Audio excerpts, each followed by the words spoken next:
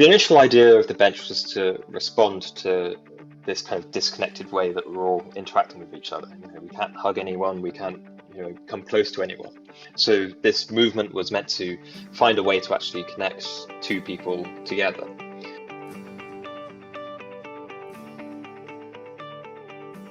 Earlier this year, the LFA launched the second edition of Pews and Perches, a design competition in collaboration with the Royal Docks team. The competition looked to highlight the positive and transformative impact of small-scale interventions in the public realm, which can provide locals, visitors and Londoners alike with a unique new space to sit, rest and play. We caught up with each of the winning designers to find out the story behind the benches. Here, Duncan Graham tells us the story behind the rocking bench.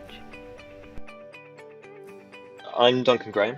I'm a Part 2 architectural assistant and I've just recently graduated from the London School of Architecture.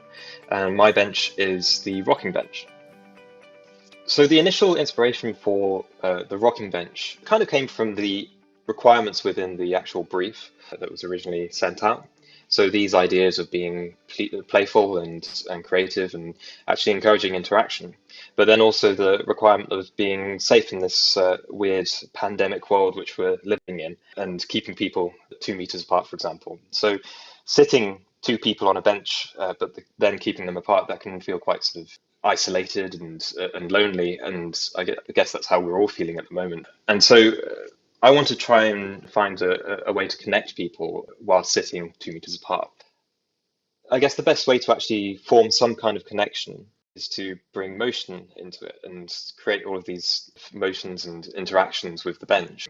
In the same way that you might have a seesaw on a playground, or in terms of the actual Royal Docks. I remember going to the Docklands Museum in Canary Wharf at the start of the year and seeing all of these pieces of machinery that were used to move things and transport things, and you had these kind of beam scales that the customs officers would use to measure all of the sort of imported goods that would come in, and that was essentially a seesaw. So there is that kind of connection back to the docks itself that I had sort of in the back of my mind, but it was primarily that idea of actually creating that interaction and that movement and something that would connect two people sitting far apart.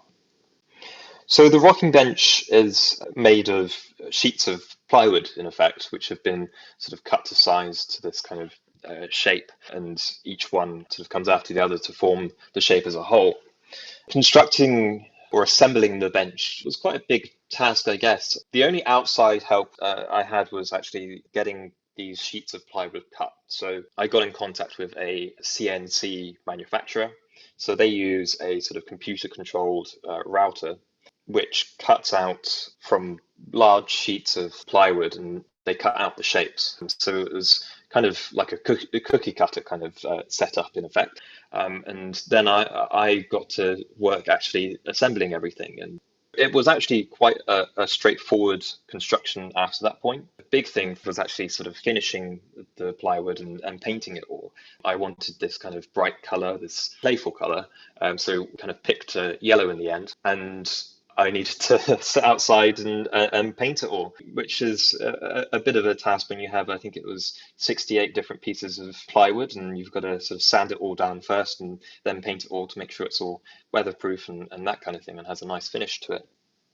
The Royal Docks are quite interesting because it's this place undergoing massive regeneration. And so you have so many different types of people, so much range in what's there. You can cross the street and find yourself in an area which is sort of industrial, and you've just come from a really residential area.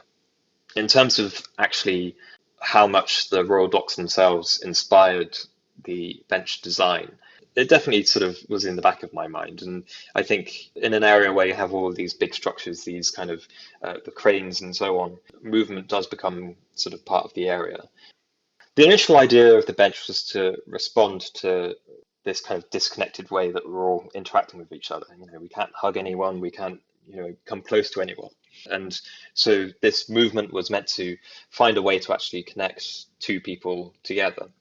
And so it might be nice, I think it's nice that the bench can act as a meeting place, perhaps for two friends or neighbours or family or whoever, for two people to come together and have, their daily conversation or something like that, and have a nice sort of gentle rock on the bench as well.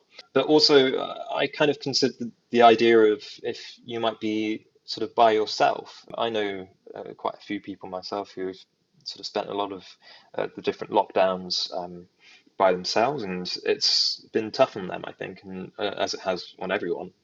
And so the idea of perhaps going and sitting on a rocking bench, which doesn't necessarily cater for one person all the time, I think the idea was that the bench, in a way, calls out for a second person. And if you do and go and sort of sit down on the bench and there's someone walking by, it's my hope that they might stop and sit down with you. So that was part of the idea as well, is both catering for the people who know each other and want to sit down, but also sort of catering for someone who might be by themselves and need someone to talk to as well. To see pictures of the installations or to find out more information, head to lfa.london/perches.